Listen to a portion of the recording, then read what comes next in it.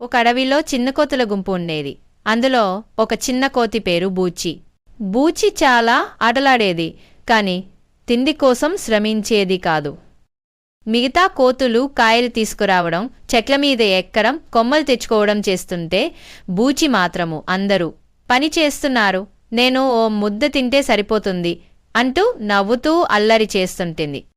ఒకరోజు పెద్ద తుఫాను వచ్చింది. భారీ వర్షం గాలితో అడవిలో చెట్లు విరిగిపోయాయి. అందరూ ముందే ఏర్పాటు చేసుకుని తేమ నుండి తప్పించుకున్నారు.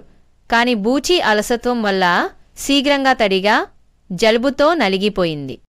అప్పుడు పెద్ద కోతి చెప్పింది, తినడం మాత్రమే కాదు, బూచి జీవించాలంటే పని చేయాలి. అప్పటినుంచి బూచి మారిపోయింది. ఆటలాడుతూ కూడా పని చేయడం నేర్చుకుంది. ఇందులో నీతి ఏమిటి అంటే, ఆలస్యమైతే నష్టమే, శ్రమించని వారు కష్టపడతారు.